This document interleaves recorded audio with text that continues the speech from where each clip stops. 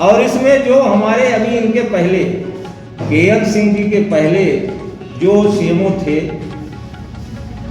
जैनेन्द्र श्रीवास्तव जी, ये जेडी ने आदेश लिखा है इसमें कि वर्तमान में श्री ज्ञानेन्द्र श्रीवास्तव मुख्य लिपिक सह लेखापाल नगर परिषद गोविंदगढ़ जिला रीवा अपने आवेदन पत्र में अवगत कराया कि विगत एक सप्ताह से मैं मनगांव में कार्य जनप्रतिनिधियों के द्वारा मुझे कार्यालय में कार्य नहीं करने दिया जाता और मेरे साथ मारने पीटने की धमकी दी जाती है। ये मैं निवेदन करता हूं कि मुझे यहाँ से मुक्त कर दिया जाए।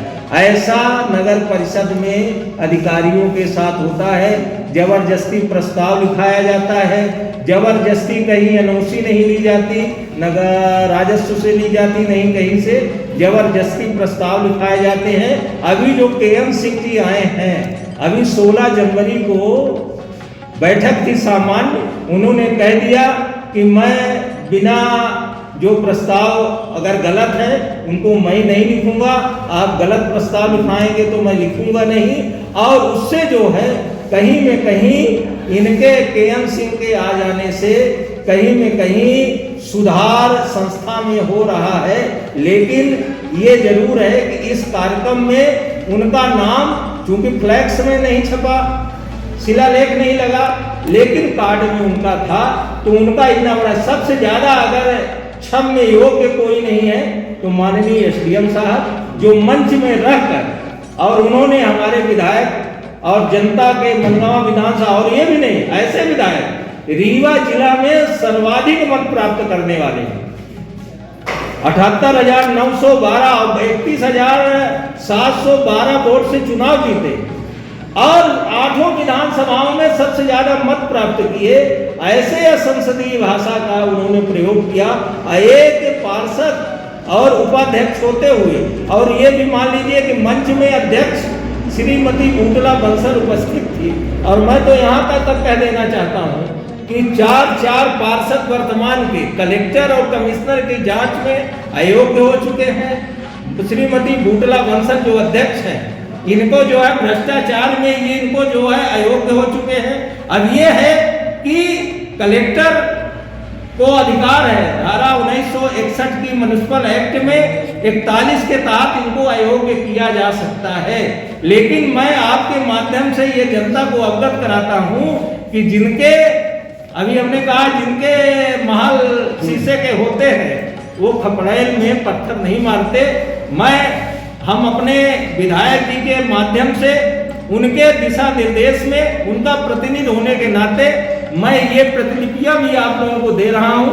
आप लोग ससम्मान इसको ग्रहण कर लें और इसके बाद इसमें खुद पता चल जाएगा कि हमने हमारे विधायक जी गलत हैं या नगर परिषद के उपाध्यक्ष गलत हैं या पार्षद गलत हैं।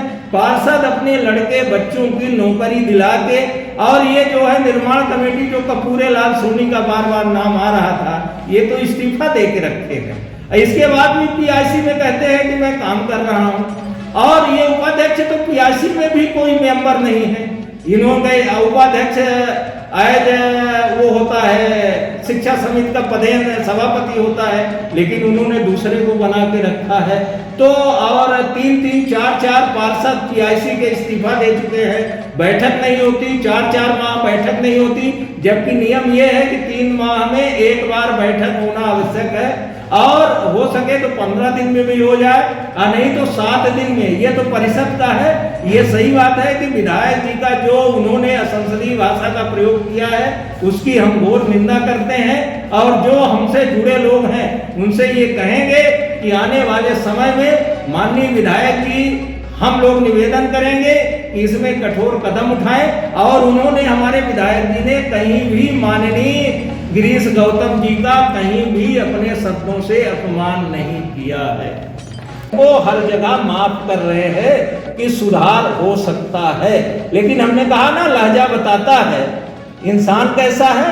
अब बहस बयां करती है ज्ञान कैसा है। इसमें मनगांव नगर परिषद जो इसमें सीएमओ हैं वो कितने दोषी है इसमें आपकी नजर से? हमारे उसमें ये दोषी ये हैं कि उन्होंने एक अपना बचाव तो किया कि मंचासीन वो नहीं थे, लेकिन जो भूमि पूजन का कार्ड छपा उसमें कार्ड में उनका नाम है, फ्लैक्स तो लगा नहीं।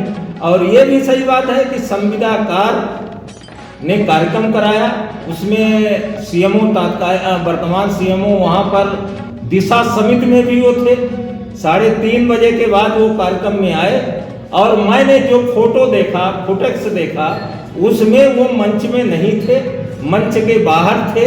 लेकिन ये जरूर है कि लायबिलिटी उनकी होती है कि यह सीएमओ को ये अधिकार है कि अगर गलत कार्यक्रम हो रहा है या गलत प्रस्ताव हो रहा है तो धारा 69 है म्युनिसिपल एक्ट की 1961 की धारा 69, उसमें है कि हर कार्यक्रम में, हर परिषद के सम्मेलन में, सामान्य सभा हो चाहे जो सभा हो, उसमें सीएमओ मुख्य नगर पालिका अधिकारी उपस्थित रहेंगे। और अगर उसमें प्रस्ताव गलत हो रहा है तो उसको जो है वो अपना विरोध का मत लिखा सकते हैं। और अगर परिषद नहीं मान रही है तो उनको धारा में उनको पावर है कि उस प्रस्ताव को निरस्त भी कर सकते हैं। बाकी उनका इतना जरूर है। और उनके पहले ये कार्यक्रम तय था, वो जब वर्तमान KN सिंह जी आए इसके पहले ये कार्यक्रम तय हो चुके थे। अभी उनको मुश्किल से 15 दिवस आए हुआ है, अब 15 दिवस के पहले ये कार्यक्रम तय हो चुके थे। ये कुछ दस्तावेज हैं, ये WP है, ये हाई कोर्ट का, ये बबलू जी का लोकायुक्त में जो प्रकरण चल रहा है, उन्होंने जब चुनाव लड़ा अपना जो है उन्होंने एग्रीमेंट वो दिया, अपना शपथ पत्र दिया और इसका फैसला ये जो है जुलाई में 20 जुलाई को परिणाम आ गए थे। और ये जो है फिर इनका जो फैसला हुआ वो 22 नवंबर को 2022 को हुआ।